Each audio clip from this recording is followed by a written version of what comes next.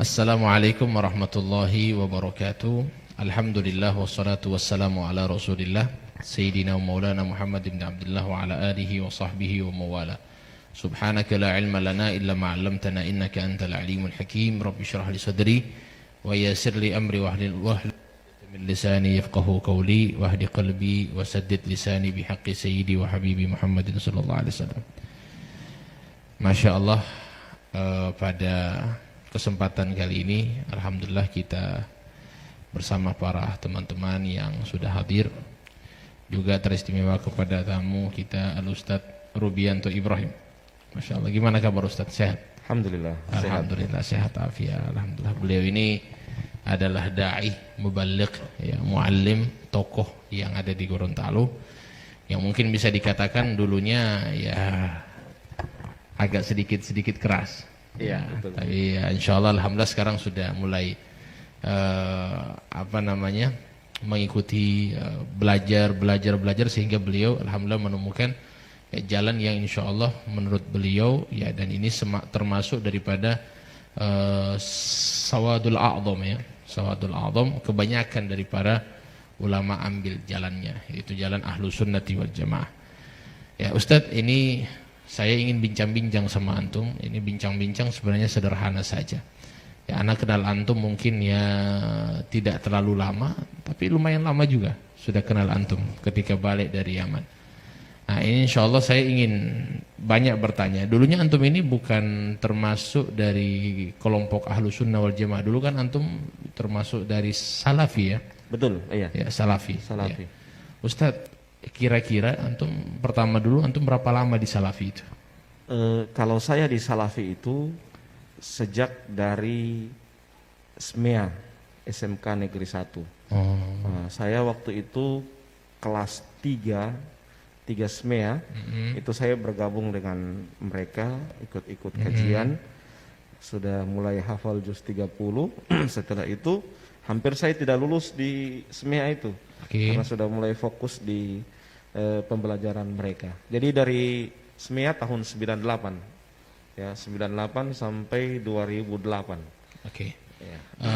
Ustadz, apakah dari pemahaman salafi itu, ini menurut antum ya, apakah ini cikal bakal mungkin bisa membahayakan Indonesia sendiri?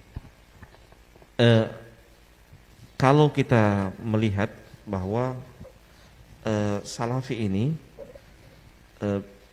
dia membahayakan karena menolak beberapa ajaran atau beberapa aturan di Indonesia. Nah, saya contohkan misalnya mereka tidak mau hormat bendera. Antum dulu berarti tidak hormat bendera ya? Ya. Dulu tidak hormat tidak bendera. Hormat bendera. Karena itu dianggap itu togut. Nah, apa itu togut itu apa? Togut itu hukum selain hukum Allah. Karena orang-orang ini kan sering bilang togut. Jadi togut ini hukum selain dari hukum Allah. Hukum Allah. Jadi kalau hormat bendera itu termasuk togut berarti? Iya, jadi mereka menganggap begini, kalau hormat bendera itu sama dengan menyembah merah putih itu. Oh begitu. Jadi sehingga kalau hormat bendera sama dengan menyembah. Jadi karena sama dengan beribadah. Berarti sama dengan beribadah kepada Allah. Masya Allah. Nah, jadi sehingga memang tidak bisa hormat bendera. Iya, jadi mungkin togut juga bisa dikatakan orang yang misalnya pimpinan gitu ya, pimpinan kepada kemudian mengambil keputusan selain keputusan yang ada selain dari hukum Allah mungkin. Hukum Allah selain dari Al-Quran. Menurut mereka. Iya, menurut mereka, versi mereka. Iya. Padahal tidak demikian ya. Iya. Oke. Masya Allah. Nah, dulu antum memang di salafi, apakah antum berorganisasi atau? Kan salafi ada dua, ada salafi yang tidak berorganisasi dan ada yang berorganisasi. Kalau saya di salafi yang tidak berorganisasi. Masya Allah.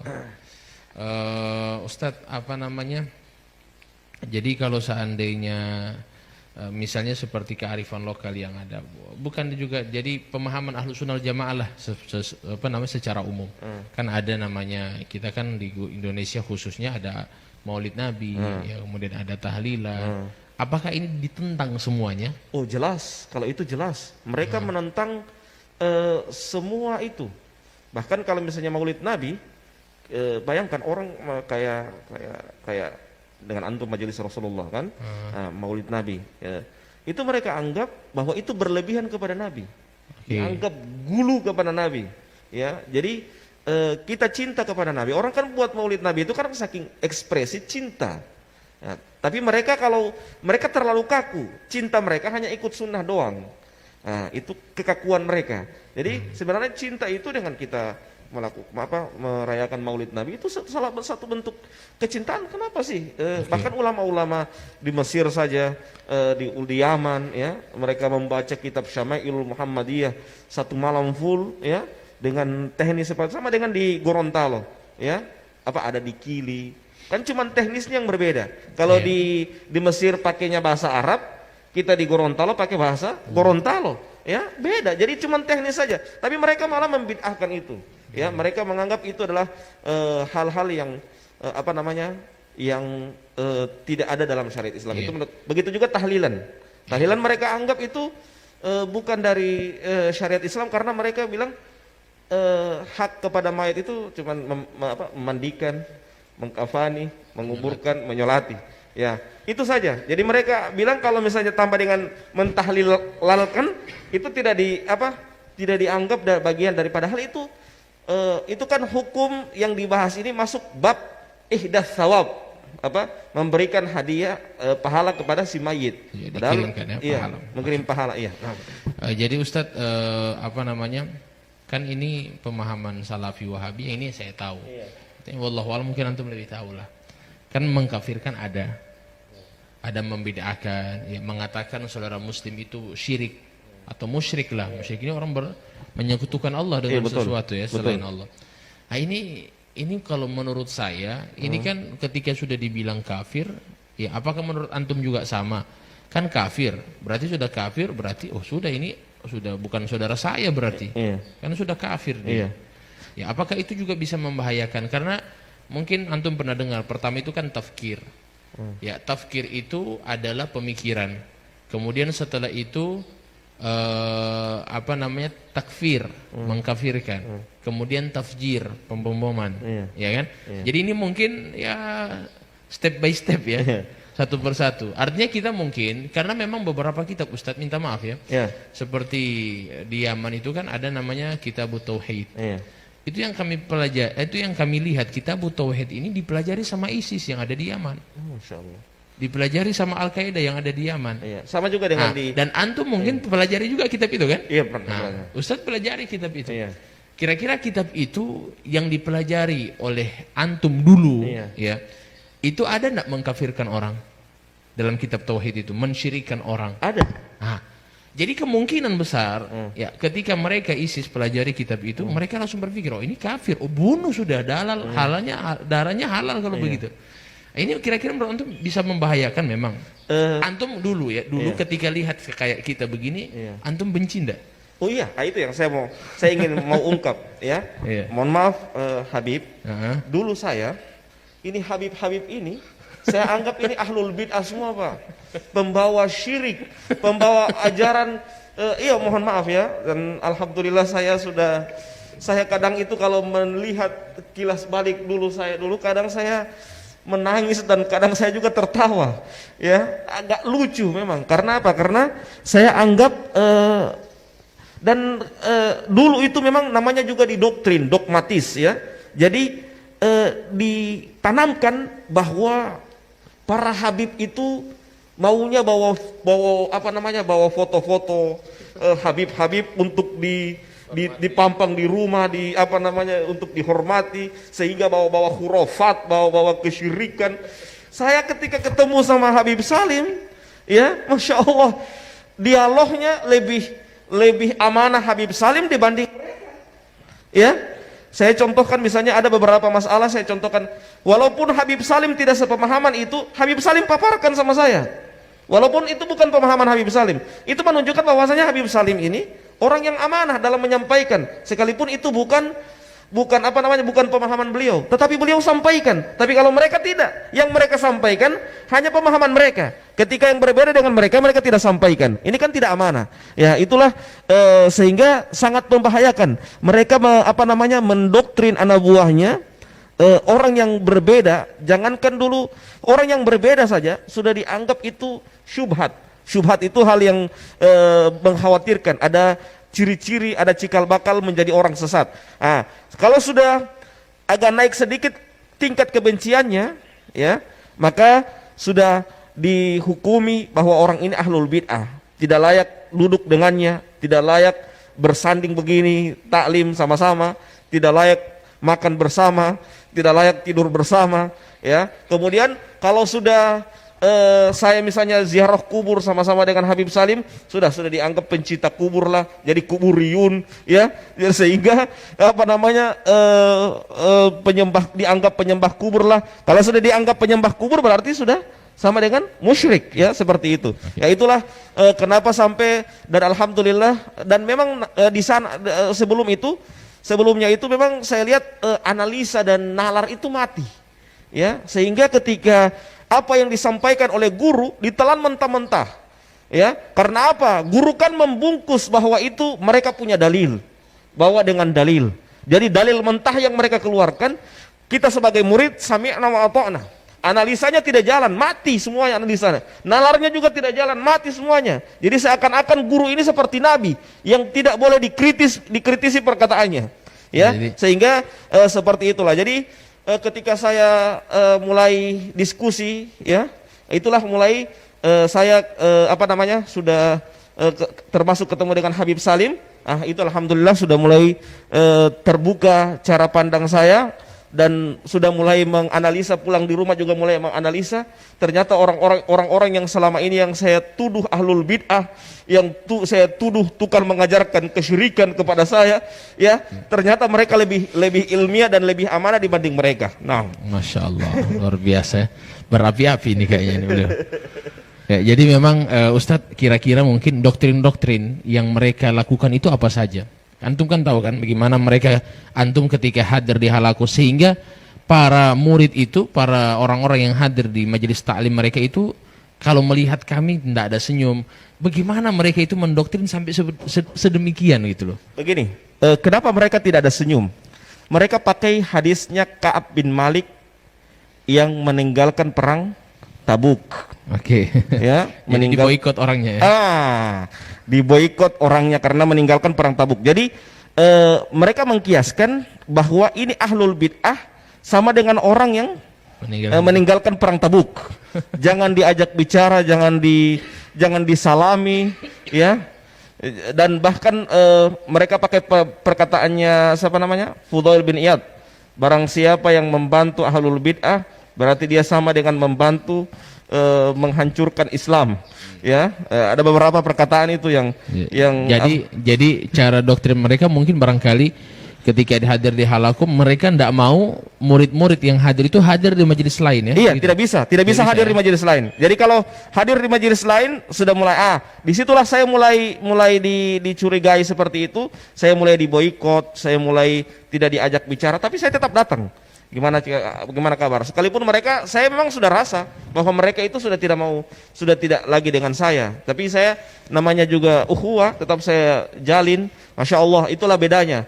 Ya, kita diajarkan di sini, ya. Saya di NU diajarkan bagaimana ukhuwah dengan baik di majelis Rasulullah, bagaimana juga ukhuwah diajarkan dengan baik, ya. Itulah sehingga tidak pernah ada kebencian kepada mereka, sekalipun mereka benci sama saya karena saya sudah dicap ahlul bid'ah. Kadang mereka tanya sama saya, Ustadz bagaimana hukum ini? Saya tanya balik, ente bisa terima anak punya jawaban karena anak ini di mata antum sudah ahlul bid'ah. Jadi seperti itu. Oke, mungkin ada pertanyaan sampai. Ya, terima kasih. Dari penyampaian tadi sangat menarik, ya, dari perjalanannya Pak Ustadz Robi. Mungkin pertanyaan saya lebih ke dalam ini mengenai gimana langkah-langkah Ustadz dalam menangani radikal di Gorontalo sendiri. Iya. Kalau saya, saran saya, pertama, ustadz Nusantara semua harus turun. Jadi harus turun. Kayak di Jawa itu, ustadz Nusantara semua turun, ya. Jadi dan orang-orang yang berwatak-watak radikal seperti itu tidak bisa dikasih tempat di organisasi-organisasi resmi, ya, seperti MUI tidak boleh, ya. Karena itu mereka jadikan tameng, ya, bahwa lihat, Anda tuduh saya sesat loh, tapi saya di MUI, berarti MUI itu Anda anggap sesat. ya. Jadi mereka bersembunyi di organisasi resmi seperti itu, sehingga mereka seakan-akan tidak dianggap sesat. Sehingga dan juga mereka sepak terjang mereka lebih leluasa untuk menyebarkan pemahaman mereka, dan mereka anggap itu adalah ajaran yang benar dan dipahamkan kepada masyarakat bahwa itu adalah ajaran yang benar. Padahal mereka secara step by step mereka mengajarkan kebencian kepada orang yang berbeda dengan mereka. Ya, jadi kalau orang yang berbeda dengan mereka, walaupun masih ada koridor macam kayak kita ikut mazhab Syafi'i, karena mereka mazhab Hambali, mereka tanamkan kebencian kepada murid-murid mereka untuk benci kepada kita. Kita ikut mazhab Syafi'i, ya. Jadi seperti hanya beda mazhab saja, mereka tanamkan kebencian. Apalagi kalau masalah yang sudah berbicara Asy'ariyah, ya, masalah akidah, pemahaman. Jadi mereka sudah tidak bisa menerima lagi. Masalah saja mazhab mereka tolak, apalagi masalah yang lebih tinggi dari itu. Jadi kalau saran saya pertama, ulama-ulama Nusantara harus gencar di berbagai macam lini, di media, kemudian juga di taklim harus juga rutin. Yang kedua, mereka jangan diberikan tempat untuk di organisasi resmi seperti itu. Yang ketiga, memang harus cara bertanyanya, melihat radikalisme atau tidak, kita tanya bagaimana hukum Anda, menurut Anda tentang Maulid Nabi. Kayak Habib Salim tanya sama saya, bagaimana hukum menurut Anda tahlilan? Bagaimana hukum menurut Anda perayaan Isra dan Mi'raj? Kalau mereka bilang itu bid'ah, itu radikalisme, ya. Itu bibit-bibit radikalisme. Karena apa? Ini kan sudah ajaran nasional. Maksudnya sudah seandainya itu salah, berarti presiden berbuat kesalahan loh. Berarti seandainya itu salah, semua orang yang melakukan itu semua dianggap salah semuanya, karena merayakan hal seperti ini, ya. Bukan cuman di Indonesia, ulama Saudi, ulama Yaman, ulama Mesir, ulama Yaman dianggap salah semuanya merayakan hal itu. Ya, bayangkan mereka sudah menanamkan kebencian kepada muridnya untuk benci kepada ulama-ulama besar, ya, ulama-ulama yang lebih paham dari mereka tanamkan kebencian kepada murid-murid mereka. Jadi itu agar menangkal radikalisme di Gorontalo secara khusus dan di Indonesia secara umum. Dan paham radikalisme itu versi mereka dan versi kita beda. Kalau versi mereka radikalisme itu nanti bom-boman itu baru kemudian dianggap radikalisme. Nanti sudah bom, ya, nanti sudah meledak baru itu dianggap radikalisme. Tapi mereka radikalisme mereka tipis-tipis dari awal, ya. Tidak mau hormat bendera, tidak mau tidak mau pergi ke tahlilan, ya, tidak mau merayakan Maulid Nabi, tidak mau merayakan Isra dan Mi'raj, ya, semua ajaran-ajaran seperti itu. Muslim kafir, ya, muslim kafir, ya, caci maki, ya. Jadi memboikot saudaranya yang tidak semajelis dengan mereka, ya, dianggap ahlul bid'ah. Misalnya Habib Salim, ketua majelis Rasulullah Provinsi Gorontalo, dianggap dedengkot ahlul bid'ah karena apa? Karena kaptennya majelis Rasulullah, ya. Jadi seperti itu. Jadi dan mereka, cara sikap mereka cara pandang mereka kepada orang-orang yang seperti ini tidak ada senyum, ya. Lisan mereka keluar ayat-ayat Al-Quran, tapi hati mereka busuk, memberikan kebencian kepada kaum muslimin. Sama dengan orang-orang Khawarij di zaman dahulu, bacaan Quran mereka kalah dengan sahabat, ya. Tapi kata Nabi apa? Yamrukuna minad din kama yamrukus sahmi minar ramiyah. Mereka keluar dari agama seperti keluarnya anak panah dari busurnya, ya. Jadi mereka bacaan, coba lihat orang-orang Khawarij di zaman dahulu itu, bacaan Quran mereka itu bagus, sama dengan mereka. Coba lihat kalau mereka ceramah, dalil. Tapi setelah itu prakteknya apa? Mereka benci kepada orang yang berbeda dengan mereka. La ilaha illallah. Ini sangat berbahaya dengan pemahaman seperti ini. Masya Allah. Luar biasa, semakin lama semakin hangat kayaknya perbincangan. Jadi alhamdulillah kita sudah dapat banyak ilmu dari beliau, yang insya Allah mudah-mudahan negeri kita ini dijaga oleh Allah Subhanahu Wa Taala dari pemahaman-pemahaman seperti itu, Ustaz. Karena memang khawatirnya begitu, yang paling dikhawatirkan itu anak-anak muda ketika didoktrin benci kepada saudara muslim, ya kan, mereka kan belum tahu apa-apa. Di situ ada satu perkataan ulama, manittasa'a ilmuhu qalla inkaruhu. Jadi semakin luas ilmunya seseorang, semakin sedikit ingkarnya sama orang lain. mereka itu saja ketika hadir di majelis ta'lim mereka suruh fokus jangan ke majelis ta'lim lain. Tidak boleh. Kalau kalian ke sana berarti kalian sudah ikut dengan ahli bidah. Jadi cuma sama mereka-mereka. Jadi yang diajarkan ilmu-ilmu itu saja. Nah, ketika diajarkan ilmu itu saja mereka punya pemahaman tidak terbuka, didoktrin harus begini, harus begini. Nah, akhirnya ini yang menjadikan ya mungkin ya kepemahaman yang demikian juga bisa jadi. Ya kan, kepemahaman sampai minta maaf, sampai bisa benci saudara muslim, sudah halal darah, ya sudah dibunuh. Khawatirnya sampai terjadi bom bunuh diri, ya mungkin dari situ semua. Di situ saya sampaikan tadi, ISIS itu kan begitu juga. Ya Kitabut Tauhid dipelajari sama ISIS. Al-Qaeda mempelajari juga itu kitabnya, ya kan? Jadi bayangkan mereka ini kita tahu bersama main bunuh. Ya dari mana? Ya dari Kitabut Tauhid yang dipelajari. Ya kita mungkin mungkin banyak yang bilang, oh ini beda ustadz.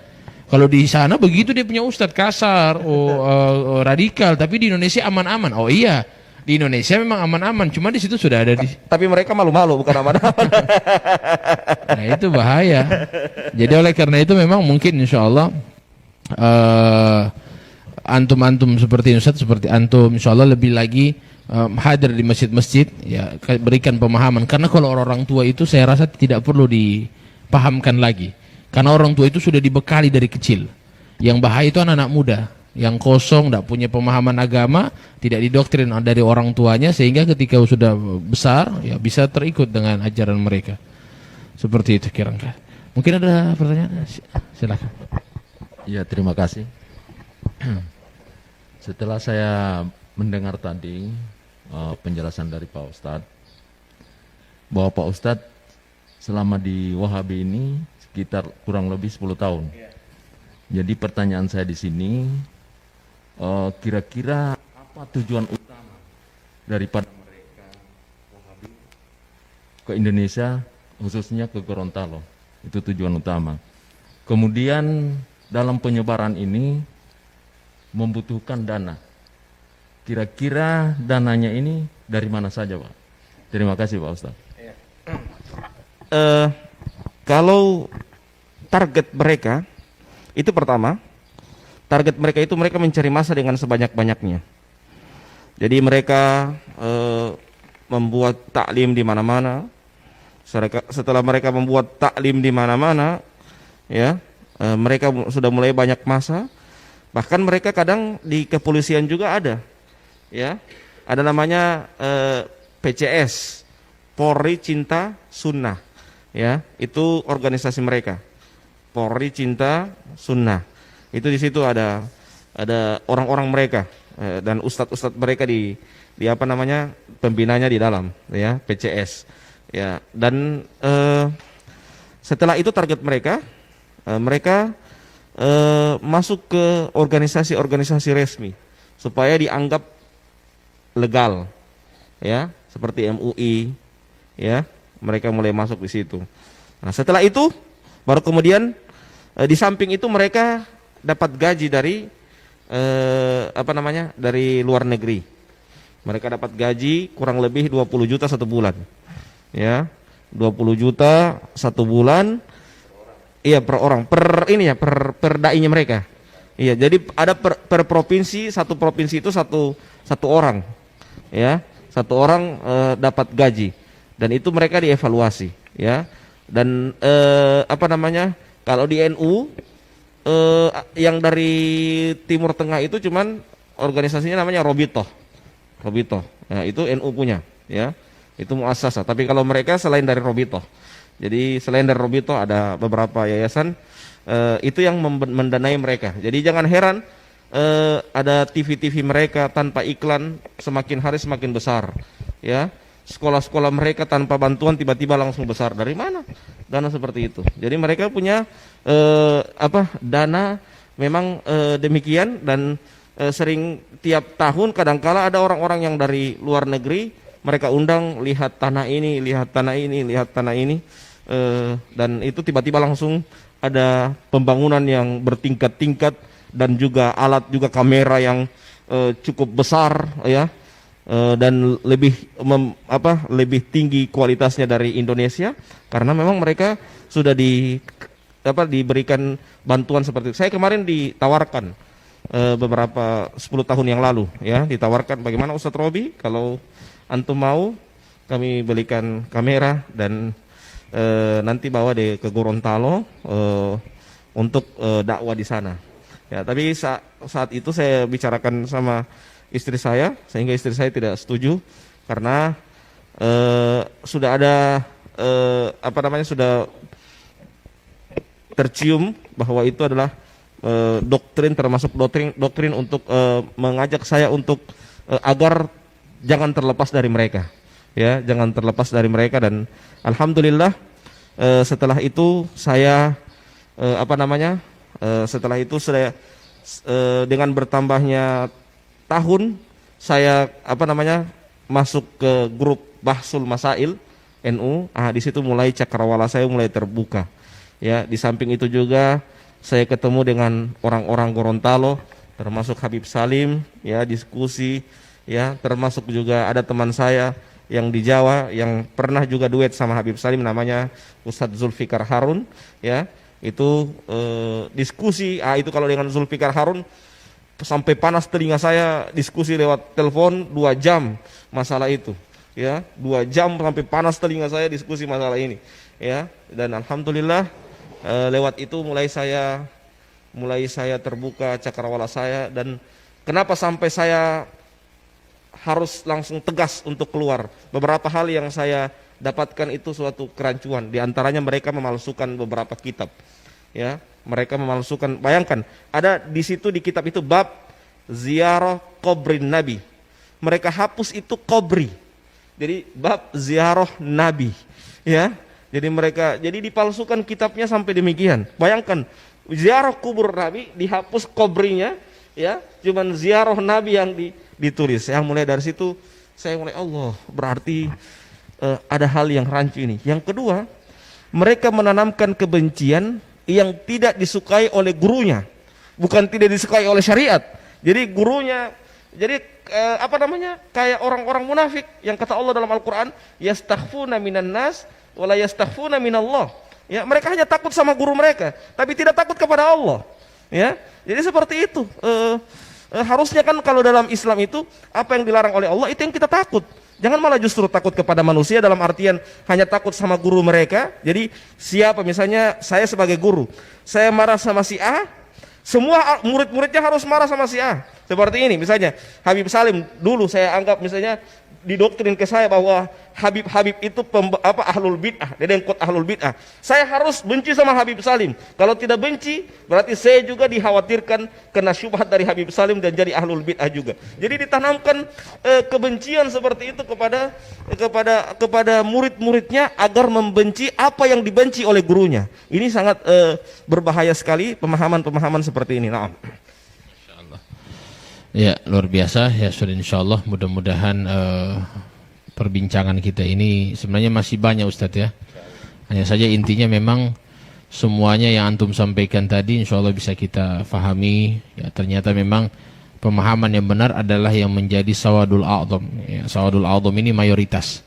Karena kata Nabi SAW, la tajtami'u ummati ala dhalal. Tidak mungkin umatnya Nabi Muhammad itu berkumpul dalam kesesatan. Ya, kita kan mayoritas, ya, jadi tidak mungkin umat Nabi itu mayoritas kemudian sesat, tidak mungkin. Ya, kita kan alhamdulillah mayoritas. Jadi insya Allah kita tidak bertentangan dengan Nabi. Ya, kalau seandainya mereka katakan kita sesat, berarti mana yang betul? Nabi atau ente? Iya kan? Nabi atau kamu yang benar? Jadi antara dua saja. Kalau bukan Nabi yang salah ente benar, atau ente yang salah Nabi benar. Cuma dua itu saja. Karena tidak mungkin dua-dua benar. Iya kan? Nah, maka oleh karena itu insya Allah mudah-mudahan ini membuka pemahaman kita, dan insya Allah dakwah-dakwah seperti ini yang harus kita sampaikan kepada para pemuda. Dan insya Allah kita tetap juga memiliki teknik-teknik, ya, masing-masing. Misalnya Ustadz Robi punya cara dakwah seperti itu, dan memang langsung menyerang kepada mereka supaya mereka sadar. Ya, mungkin juga dari saya mungkin ada teknik sendiri dalam berdakwah kepada mereka, dan insya Allah mudah-mudahan semuanya saling mengisilah satu sama lain. Dan insya Allah mudah-mudahan semua para pemuda akan kembali ke manhaj yang benar, manhaj ahlus sunnati wal jamaah yang dibawa oleh para ulama kita. Amin ya rabbal alamin. Terima kasih banyak atas kehadirannya dari bapak-bapak juga yang sudah bertanya, dari Ustadz wabil khusus yang sudah datang jauh-jauh dari Bualemo. Ya, alhamdulillah bisa sama-sama meluangkan waktunya bersama kita. Ya, terima kasih banyak dan mudah-mudahan barokah dan manfaat. Billahi taufiq wal hidayah. Assalamualaikum warahmatullahi wabarakatuh. Waalaikumsalam warahmatullahi wabarakatuh.